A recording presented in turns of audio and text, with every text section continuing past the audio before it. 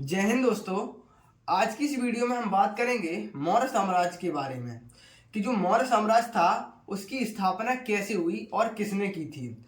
और मौर्य साम्राज्य से पहले भी कोई शासन चल रहा था या किसका शासन चल रहा था या किसका साम्राज्य चल रहा था, इसके बारे में भी हम चर्चा करेंगे।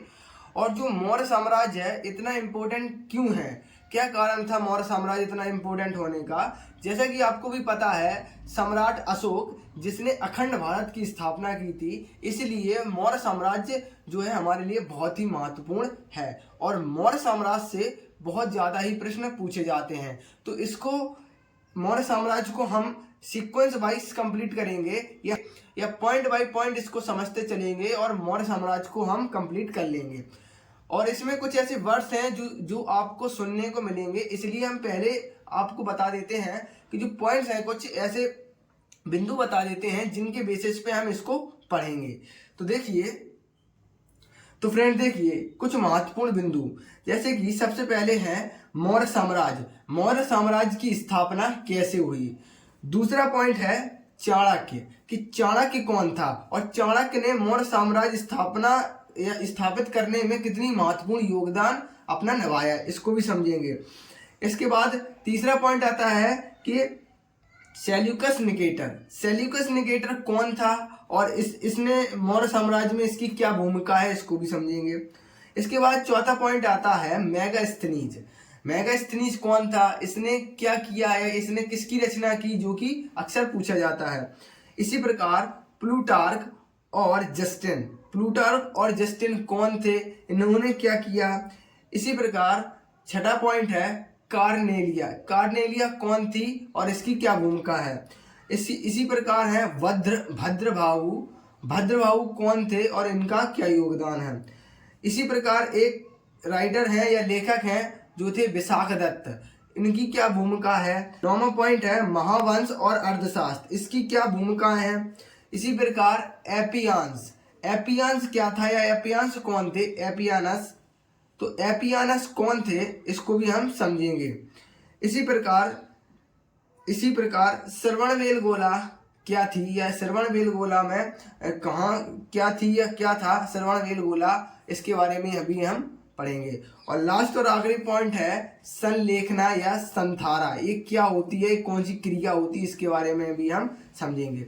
तो ये कुछ 10 पॉइंट है, इन्हीं की बेसिस पे हम मौर्य साम्राज्य काल को पूरा समाप्त कर देंगे। तो चलिए फ्रेंड्स शुरू करते हैं। तो फ्रेंड देखिए, सबसे पहले हम देखेंगे मौर्य साम्राज्य काल की स्थापना कैसे हुई। मौर्य साम्राज्य काल की स्थापना कैसे हुई इसको हम समझेंगे बहुत एक कहानी के रूप में। देखिए, जैसे कि आपने चाणक्य का नाम तो सुना ही होगा, जो कि चाणक्य अपनी बुद्धि के वजह से या हम कहें अपनी चतुर योग्यताओं के वजह से बहुत ही प्रसिद्ध था। उसकी जो नीतियां थी बहुत ही प्रसिद्ध थीं। और मौर्य साम्राज्य स्थापित होने से पहले इस देश में इस जगह पर, इस भारत देश में नंद वंश का शासन चल रहा था तथा नंद वंश के जो आखिरी शासक थे वो थे घनानंद। तो घनानंद का जो नंद वंश के आखिरी जो राजा थे घनानंद, वो अपना यहाँ पर राज्य कर रहे थे। अब जो चाणक्य अपनी कुशल नीतियों के वजह से संपूर्ण देश में प्रसिद्ध था, तो वह उनके दरबार में गया चाणक्य और कहा कि मैं आपके दरबार में रहना चाहता हूँ, या आप जो अपने दरबार में मुझे कुछ पद दे दीजिए, मैं आपकी सहायता करने के लिए आया हूँ।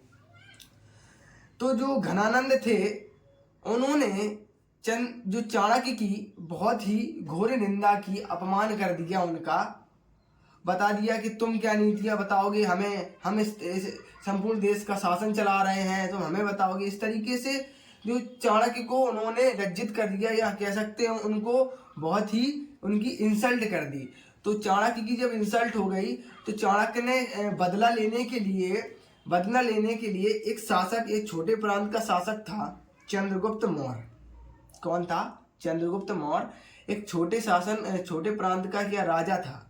तो चाणक्य अपनी कुशल नीतियों के वजह से तो प्रसिद्ध था ही, तो चाणक्य ने चंद्रगुप्त मौर्य के साथ मिलकर चंद्रगुप्त मौर्य को सजेशन दिया कि तुम ऐसा करो कि नंद वंश का शासक है घनानंद, इसका वध कर दो, इसकी हत्या कर दो।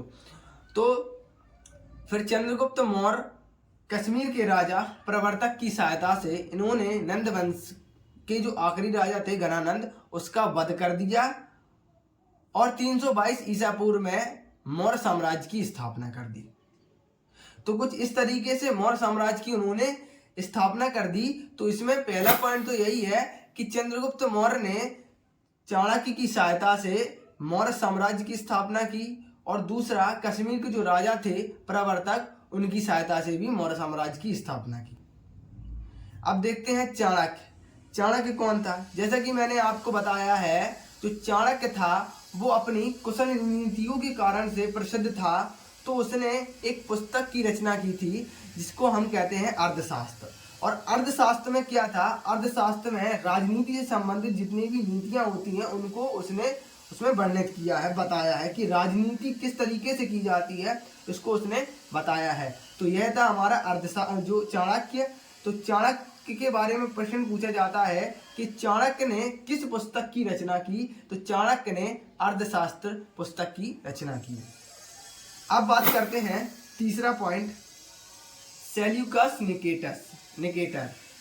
तो सेल्यूकस निकेटर कौन था, इसकी अब हम बात करते हैं। देखिए, जैसे कि पाकिस्तान के ऊपर चले जाइए आप, देश जैसे अफगानिस्तान, कजाकिस्तान, तजाकिस्तान, तुर्कमेनिस्तान, जी ये जो देश हैं, तो जो अफगानिस्तान साइड से जब आपको पता है अलेक्जेंडर भारत को जीतने के लिए आ रहा था, यह जिसको हम सिकंदर भी कहते हैं अलेक्जेंडर को, तो वह संपूर्ण देश को जीतने के लिए आ रहा था, या हम कहें देश को जीतने के लिए आ रहा था। तो क्या हुआ, उसका जो मंत्री था, कौन मंत्री या सेनापति था, सेल्यूकस निकेटर। तो सिकंदर का सेनापति कौन था? Seleucus Nicator. और सेल्यूकस निकेटर के साथ चंद्रगुप्त मौर्य ने युद्ध किया था, तथा चंद्रगुप्त मौर्य ने 305 ईस्वी में सेल्यूकस निकेटर को युद्ध में पराजित कर दिया। जब सेल्यूकस निकेटर युद्ध में पराजित हो गया तो उसने अपनी पुत्री कार्नेलिया का विवाह चंद्रगुप्त मौर्य के साथ में कर दिया। तो सेल्यूकस निकेटर कौन था? सेल्यूकस निकेटर सिकंदर का सेनापति था और उसने चंद्रगुप्त मौर्य के साथ में युद्ध किया था। युद्ध करने के पश्चात सेल्यूकस निकेटर युद्ध में परास्त हो गया, युद्ध में हार गया। जब वह युद्ध में हार गया तो युद्ध की जो नीति होती है, युद्ध संधि नीति होती है, उनके अनुसार उसने क्या किया, अपनी पुत्री कार्नेलिया का विवाह चंद्रगुप्त मौर्य से कर दिया। ठीक है, तो इस तरीके से जो सेल्यूकस निकेटर को भी हमने समझ लिया। अब बात करते हैं मेगास्थनीज। मेगास्थनीज कौन था? देखिए, मेगास्थनीज कौन था?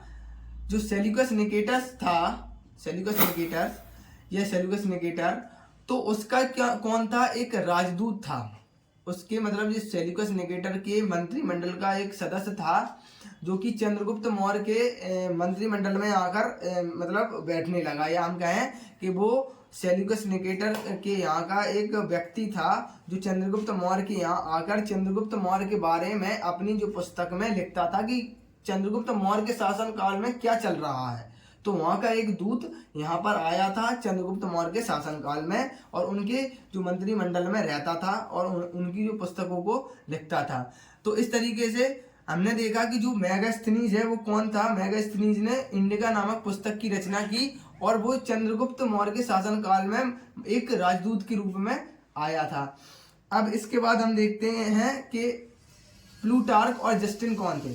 देखिए, जैसे कि हमारे देश के ऑथर होते हैं, लेखक होते हैं, या जो इतिहास लिखते हैं, इतिहासकार होते हैं, ठीक उसी प्रकार जो वेस्टर्न कंट्रीज हैं उनके भी राइटर होते हैं, लेखक होते हैं, या हम कह सकते हैं जो इतिहास लिखते हैं।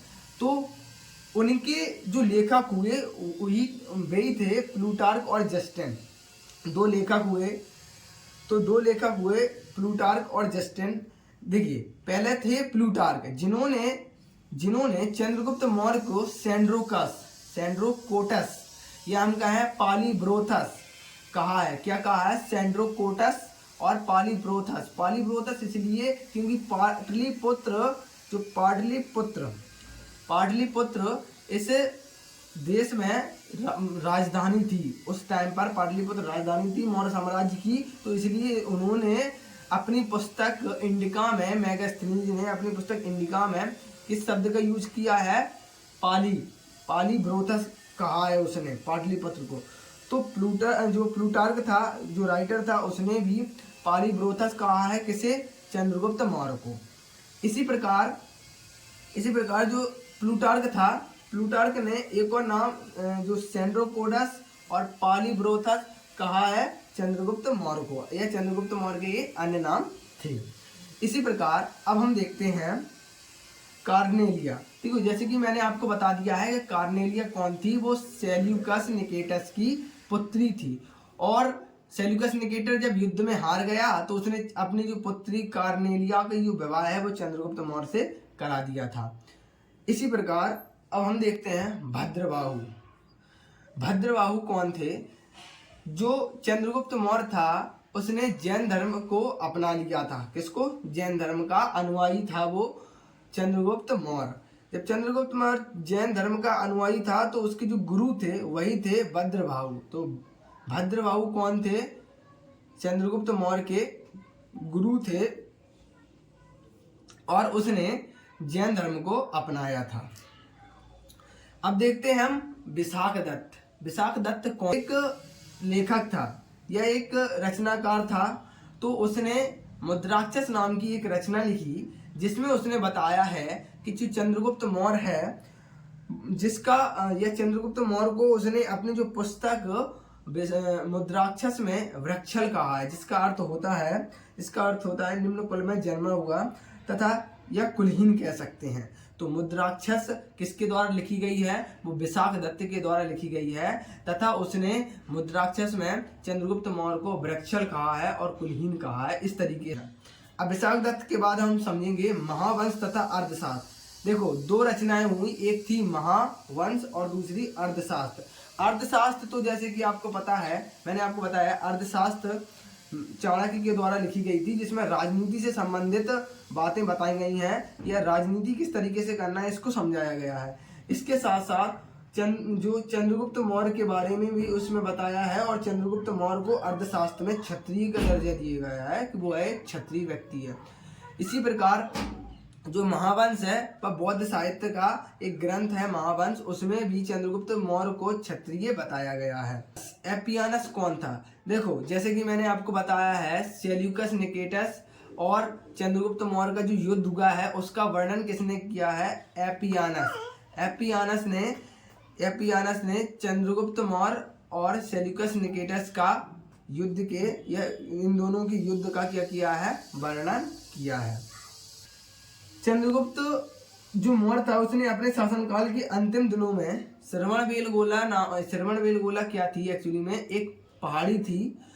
ठीक है, तो श्रवणबेलगोला एक पहाड़ी है या एक जगह का नाम है। वहां पर बेलगोला क्या है? एक पहाड़ी का नाम है जहां पर चंद्रगुप्त मौर्य जाकर उसने उपवास के द्वारा अपने प्राणों को त्याग दिया था। और जैन धर्म में इस प्रक्रिया को संलेखना या संथारा कहा गया। अब एक दो पॉइंट और देख लेते हैं। जैसे जो प्लूटार्क है, राइटर है, लेखक, उसके अनुसार चंद्रगुप्त मौर्य के पास लगभग 6 लाख सेनाएं थी। कितनी? 6 लाख सेनाएं थी। इतनी विशाल सेना थी चंद्रगुप्त मौर्य के पास। तो चंद्रगुप्त मौर्य के पास इतनी विशाल सेना थी तो उसी सेना को जस्टिस ने उसने डाकुओं का ग्रह उसे कहा है। संस्थापक कह सकते हैं इसको हमने, जिसने एक मतलब अखंड भारत की नींव रख दी। तो अखंड भारत की नींव भी किसने रखी थी? चंद्रगुप्त मौर्य ने रख दी थी। तो आई होप कि मैंने जो आपको समझाया है वो आपको अच्छे से समझ में आ गया होगा। अगर वीडियो आपको अच्छी लगी है तो प्लीज़ वीडियो को लाइक करें और चैनल को सब्सक्राइब करें और ऐसी इन्फॉर्मेशनल वीडियोज़ के लिए। Thank you for watching.